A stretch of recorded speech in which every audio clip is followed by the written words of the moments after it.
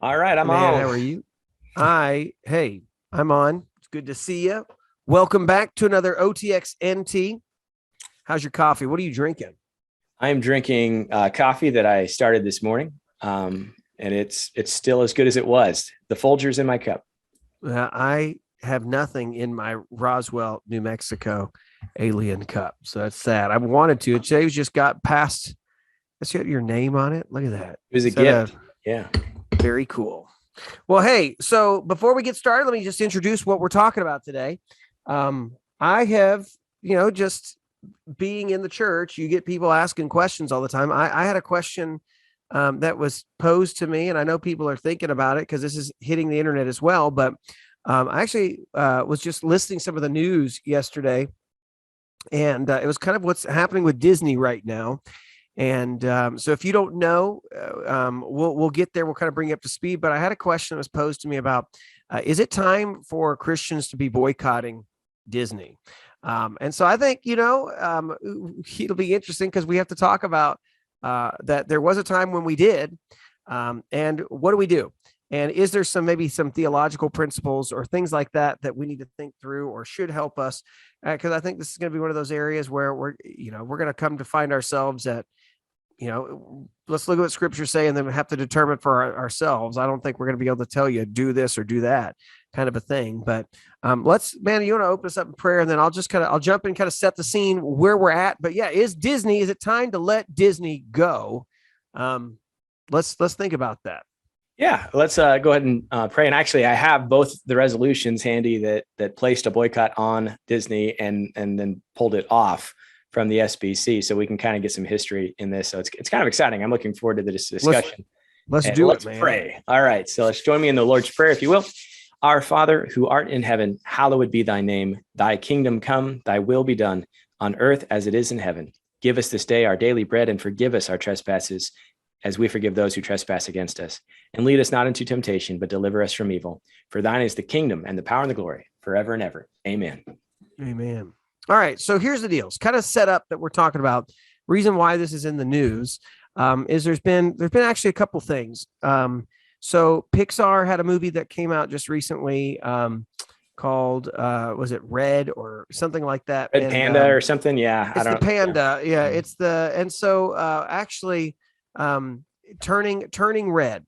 And so there's been, for me, I'm at a point already with my family, any content, I'm just like, until I've seen it, I'm not watching it. We're not letting the kids watch it. But I've heard some things already.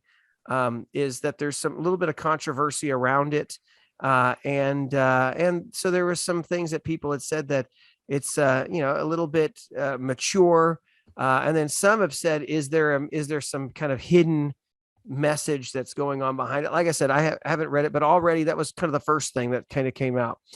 The other big things that have been taking place is, so Florida had the bill that came out that the media loves to call the "Don't Say Gay" bill, but it's essentially about what you can teach to sexuality to your children up to third grade. That they wanted to kind of keep that conversation out of the classroom, and so Disney stepped in it and had said originally they were going to not talk about it, and then they started talking more and more about it. And then in Texas, there were some things that were going on to try to protect and to make it really that you couldn't do transitioning at a young age. And Disney is now coming out and now they're frustrated about that. In fact, now I'm also looking at that we're looking and seeing that I just saw an article here that's talking more about that not only are they going to kind of be more, they're wading into this more and more, but now they're looking to also, it says they said there's established an LGBTQ plus task force to look for more programming and more things that they can put into their programming. So all of that kind of being said, the question, like I said, is I got somebody that posed it to me because they want to know what do they do? Is it time to pull out of this? And so I know that a lot of people are probably thinking about. I know I've talked to people already who they haven't asked me. They've just said, hey, we've done this or we've done that. And so I just feel like, maybe it's just good for the next, 20 minutes or so for us to have this conversation of What do you need to do? What can you do? And is it time for us to do, to pull out and to be done with them? Just saying this as well as a guy, before we even get into this, I am a former Disney cast member. Used to work for Disneyland. I loved it. Does Disney have its troubles? Absolutely, it does. And so, but I, look, living in Southern California, Disney's always been a really cool place to be, and I like the parks, and I like a lot of their movies. But this is a good question about the direction they're headed now. What do you do? So here's kind of what I was thinking. Let me jump in just real quick. We usually, make everything that we talk about pretty open for if you got kids listening. But I'm thinking that you may just want to. We're going to try to talk around this as much as we can, but some of this stuff may not be so kid friendly, and it's really weird to talk about Disney and have to give a disclaimer. No, but I thought that maybe we should throw that out there. If you got, just be aware. If you happen to be listening to this with your 3-year-old, even more, or even 10-year-old, like there are some things that we're gonna, that you have to talk about. But kind of here's what I was thinking. Right, is I think we need to ask the question first and foremost, like, what might be some biblical principles to talk about from this perspective? Like should Christians be involved with? Because I think the way this usually goes, right, is one side says, we're done with Disney. We're never supporting Disney. We can't deal with Disney ever again. And then the other side is like, well, it's everybody's this way. Right. And so there's gotta be some sort of a conversation, right? Can we find something that maybe is maybe a more of a biblical, like, tell me why I should be fully one or the other.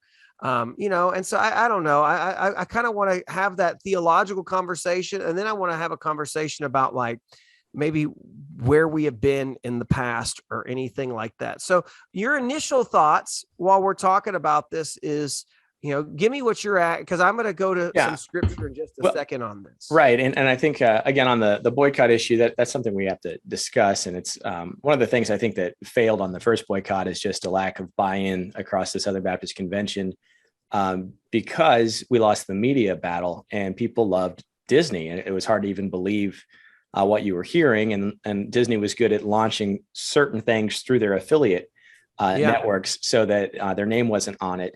And so, but yeah, I think it was more than justified. It would have been nice if we'd had a better education bar going. And it would have been nice if, maybe the Catholic Church joined in with us on that, because for the same reasons that we would have stood against it, they could have stood too. And we could really have brought some hurt and turned the course. And we did turn the course. Yeah. That's the thing. And also I just wanted to speak to this anti-grooming bill is what some people are calling it in Florida. Because why do you need to teach sexual education to kindergartners? Especially in light of this, last week, there was a huge bust of 108 human traffickers dealing with pedophilia in Florida. And out of the 108, there were, I think, 4 Disney employees included in that and a judge. It's not as though this is abstract ideas that some of this stuff leads to mistreatment of children. And so I think that there's a direct correlation between that bust and the concern about over-sexualizing children at an early age. And so that weighs into some of this. And I think that that's part of the concern. It's not just abstract. We want people to treat each other with respect and dignity. However, when it comes to boycotting, like you said, what can you keep if you start boycotting stuff for LGBTQ reasons or for whatever purpose in today's culture? But I do think there is even a Christian conscience level to this that I think is important. And just recognizing that there were things that we used to think as neutral, and I can spend my money and maybe it's not all going to positive things, but then there's also things that you can spend your money on that is going to then target your own family's children and culture and move them in a sinful direction. And I think that's a stronger reason to maybe stand against some of these things and maybe even organize boycotting. But yeah, the big thing for me is I'm a little bit of a pragmatist. And if it's not going to work, we got a ton of bad press for the boycott in the 90s. And that stuck with us for another decade following that. And Southern Baptists, really, a lot of them are ashamed of their name because of the bad press that followed that boycott. And I think we really should stand proud about making a stand. And I mean, just let's just go into some of that. I don't know, maybe yeah, there were G-rated movies with subliminal sexual messages being produced in the 90s. And that stopped when the Baptists stood up and said, no more of this. And we didn't see that. We still don't even see it to that level. I mean, I had the VHSs. I could pause and put it on slow motion. And it was amazing how blatant it was. And we were subjecting 4-year-olds to these subliminal messages. And so, again, I do think there was a great effect on that boycott. And it was frightening, I think, for Disney to think that they could lose that revenue source.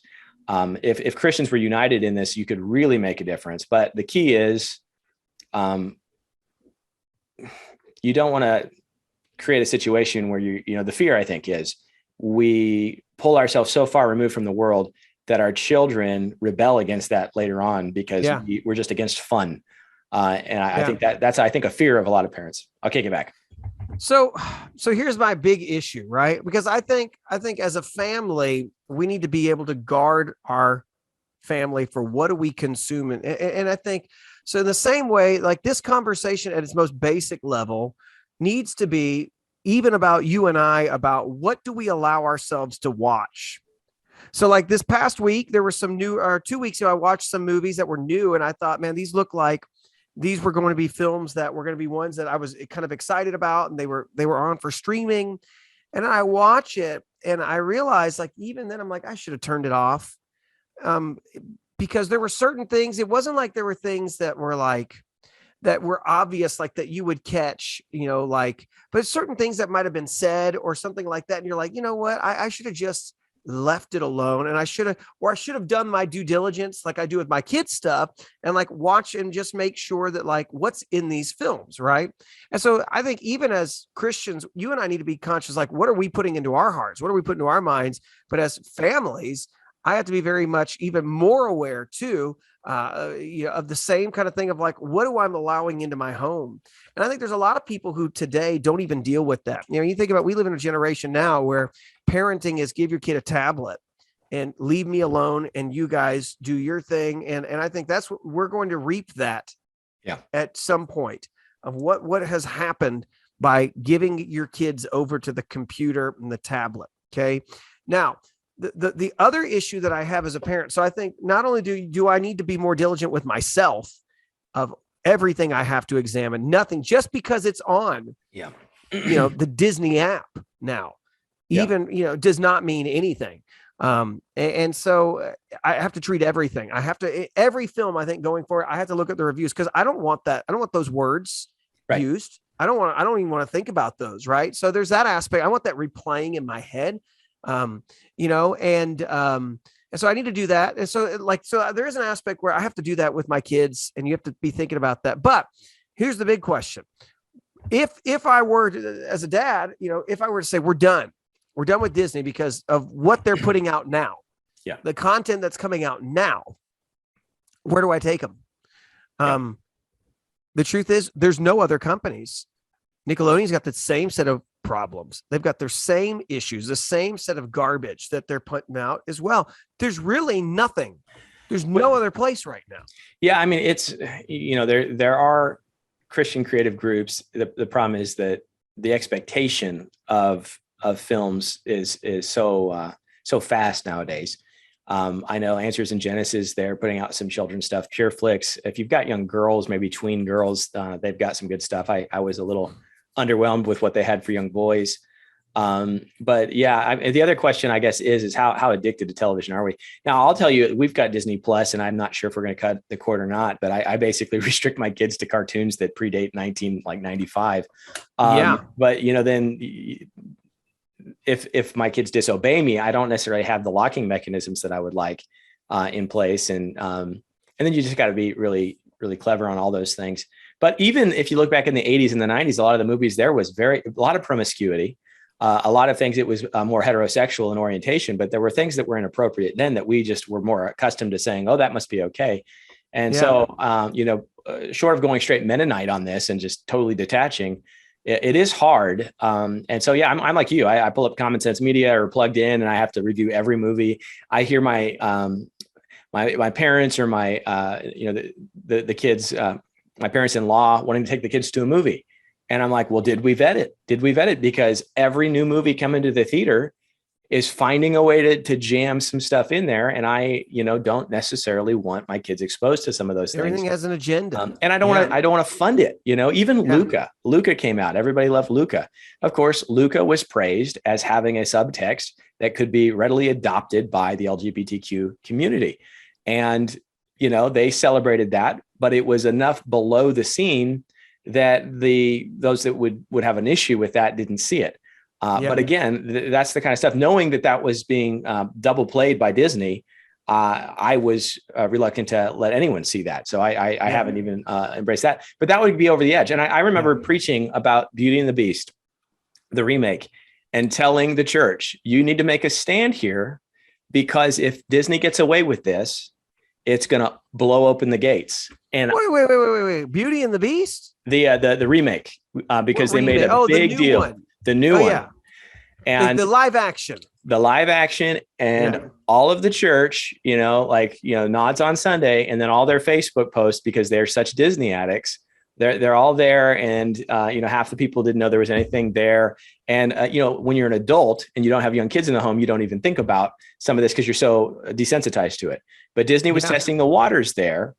And they didn't even make their own community, the LMNOP community, very excited, because it was so they sold it as a big open character, and it was really not much. And so they actually risked offending a group they were trying to please, to really test the waters to see if the conservative evangelical Christians would do anything about it. And so now here we are, because we don't make very strong stands. And so we're almost speaking to a real small group of whoever's out there to say, if you actually care enough to inconvenience your family, rather than let your kids be brainwashed, it may be time to cut the cord on a lot of this stuff.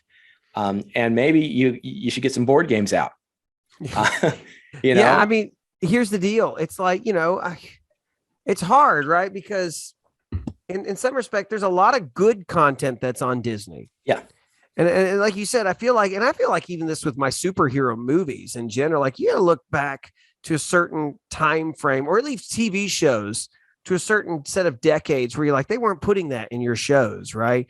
But everything has an agenda today. But I think the hard thing about Disney is there's a ton of great content. I was watching the Swiss Family Robinson with my kids. Like, this is a good movie. It's good. And like a lot of stuff you can't find anymore. And so it puts you in a dilemma, because you're like, there's a lot of rich material. There's some great oldies that are there. And there's some good shows that are still there. But but amidst that, there's a lot of other things. So I guess my big problem with it all. Oh, here's the other piece. This is the other thing that's setting a lot of people off too, is in response to some of this too, Disney has now also said that the new Buzz Lightyear movie that they're doing will now feature a lesbian kiss. Is it in as well? That they did that to my Star Wars. It's like, why do we need this? But they're pushing this in. And so here's the deal. It's like, I think you're right. They're testing the waters, and they're putting more and more and more. And I think I don't want my kids to see heterosexual, activity in anything. I don't want them at this young age to be exposed to any sort of sex. So heterosexual, no. Homosexual, definitely not. Like, I mean, I want sex out of everything, right? I don't want them even at this stage with my young ones, like boyfriend, girlfriend stuff. Like, I don't even want that to be an issue. No. I don't want us to be thinking about it. I just want us to, why can't we just watch something? Right. And so, there's those pieces as well of like age. So, but none of that stuff is everything. I just feel like you got to preview at this point, and you've got to watch. You can't say, let's watch it together. I have to watch it before. And so, and then you've got to have time. You've got to have time as a parent to watch a movie twice. Yeah. If you want to watch it as a family, and that is a real drain on your time. And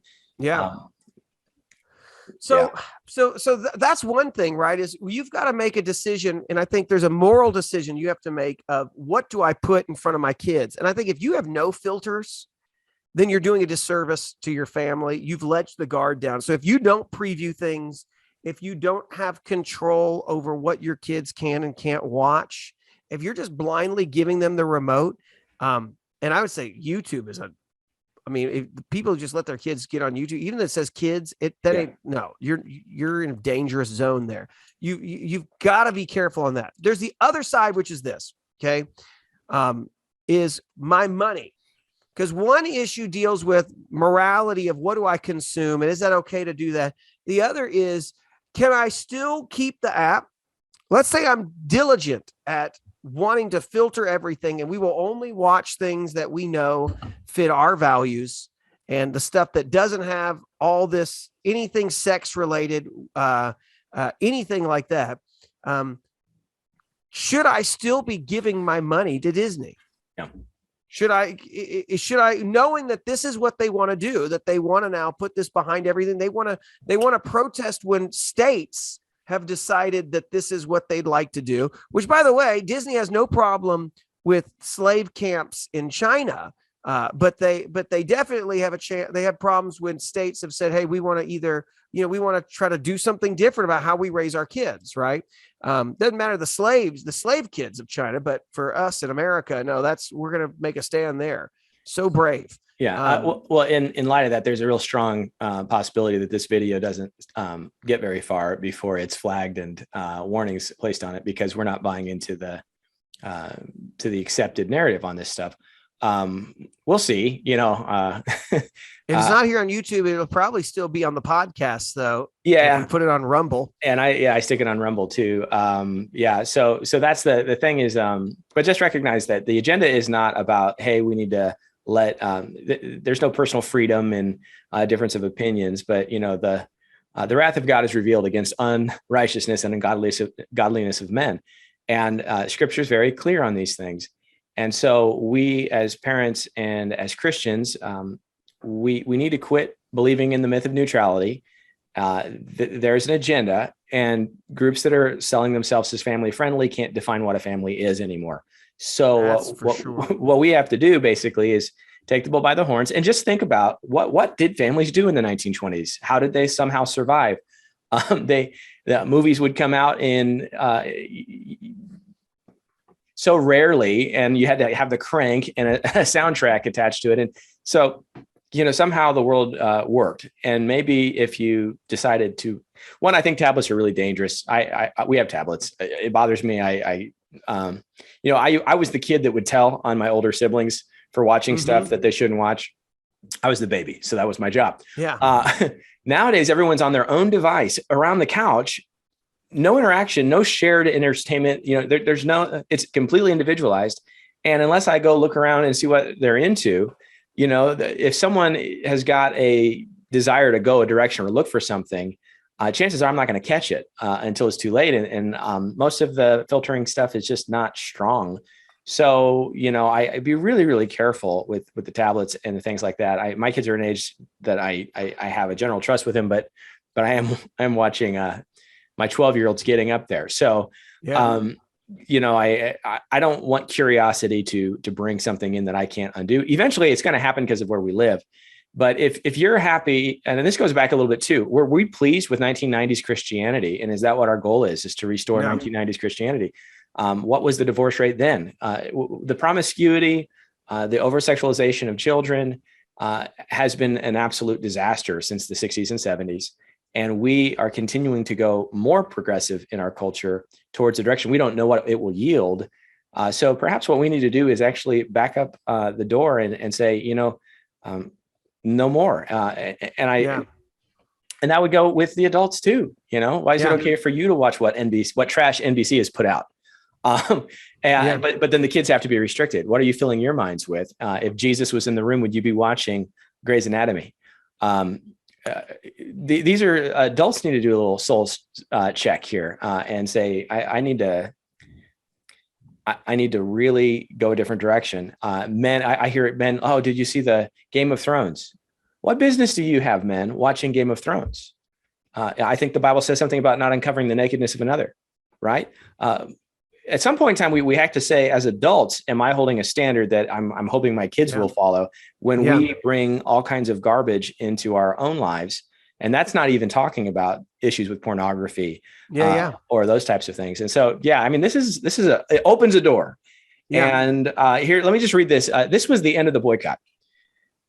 And Disney basically said, we recognize that boycotts are not effective if they go on forever. So we're going to end it, but we're going to say this. We pledge to continue to monitor the products and policies of Disney, the Disney company, and be it finally resolved that we urge Southern Baptists to practice continued discernment regarding all entertainment products from all sources.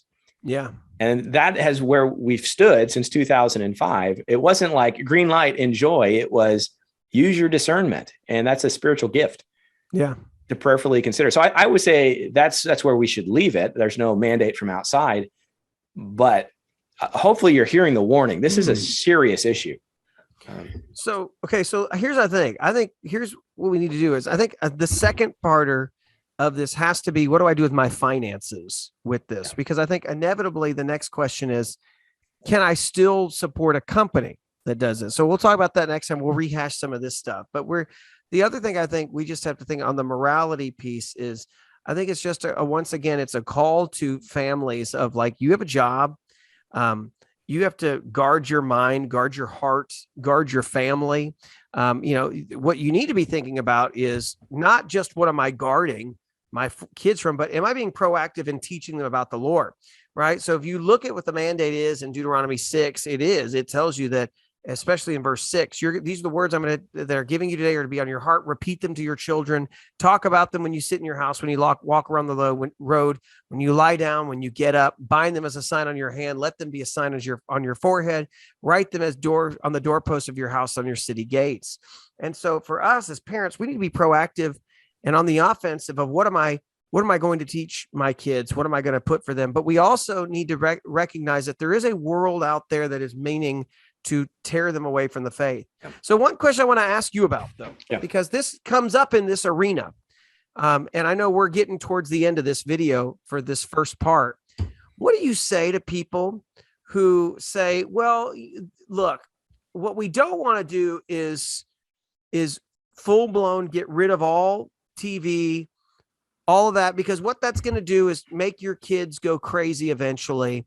And they're going to just, freak out and go watch everything they can. Like, I've known people like this. I had friends I used to grow up with that were such strict missionaries that by the time they became 18, they went nuts. Now, part of that might be they were off a little bit as well, but there were certain things that they were just withheld and they were never allowed to. So there's one side that says, you can't do that. And I've heard people say, no, that's why we watch these movies with our kids. And when sex scenes come on, we try to teach them, and I've heard this, what do you think about that? Why, is this what the Lord wants? So where do you draw the line, do you think, where you say, okay, I don't want to be fully like, let's get rid of all things, but like, is there a place to be able to say, let's sit and watch this together and let me use these as teaching moments as well? What do you think? Yeah, I would say, the vast majority of American Christians have taken the alternative of, let's open it up and we'll work through it. And how's that going? 80% loss. So I kind of fall with Vodi Bachman here that the kids actually that are more restrained and homeschooled even and protected from the world actually by majority hold to the faith better than the others. So if you want to do the odds, homeschooled, tightly controlled families have a much better success rate with their kids than the ones that made peace with the world. And just so we all know the preacher's kid or missionary's kid who went nuts. That does happen. I think that there's lots of reasons for that. I would say, again, Leviticus is pretty helpful. Don't look on the nakedness of another. So there's no business to watch a sex scene ever. No. And so I don't need to talk to my kids about that. What I need to do is figure out, why am I watching movies that have this in there? Because I already made peace with it, because maybe I was malformed as a child with my parents in the 80s or 90s and allowed to watch things that I shouldn't have watched. And so we got off the rails a while back. And now certain things, if you're watching TV and say you're watching Jeopardy and what comes on, actually, I didn't mean to bring that one up, but that might be a teachable moment because it's going to be, the kids are going to be confronted with something. And so we have to have some opportunity to talk about that. I mean, I remember being like 6 years old and seeing a man in drag, and it scared me. It was like, whoa, something's not right. The kids today, we're going to bring all our kids to the library and have that person read them, children's stories, and open them up to other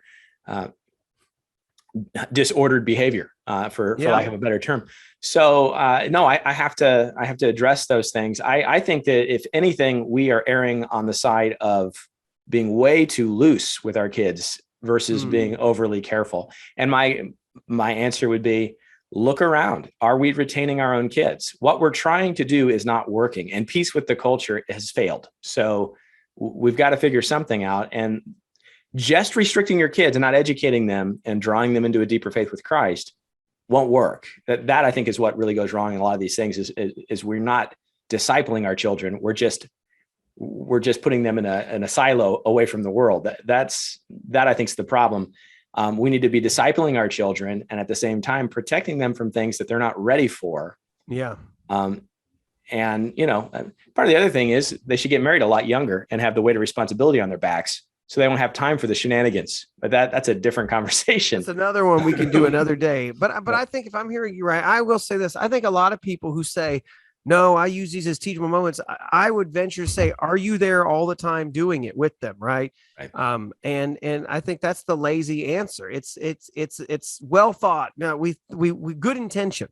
But I don't think that we need to put, our kids in front of content that would stir them or ignite a passion or change them or anything like that. Like, we need to be mindful of, my job is first and foremost to teach them God's word and to disciple them. Now, if I give them entertainment, then I have to be very, very clear that this is not going to subvert what I'm trying to build with them already. So, so I think, unless you have something else you want to say, I think we have to be mindful that, I think Paul is, when he talks about the schemes of the devil, when he talks about our struggle is not against flesh and blood, but against rulers, against authorities, cosmic powers, darkness, against evil spiritual forces in the heavens.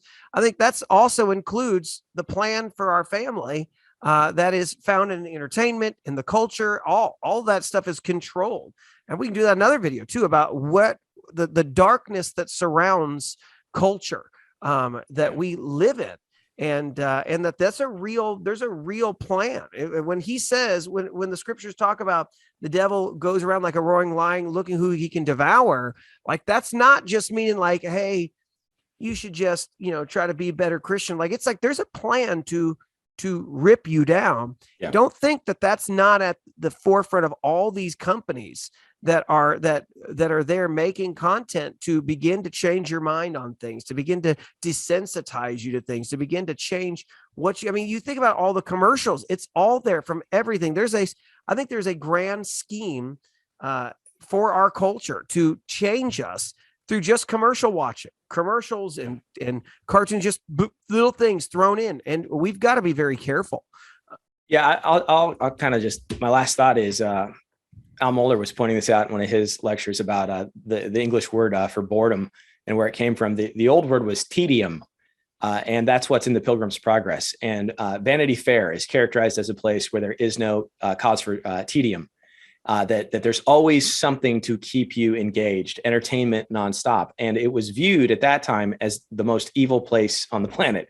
And we live in Vanity Fair, and we don't hear from God because we'll never let ourselves settle and have that bored moment where maybe the Spirit will work in our minds.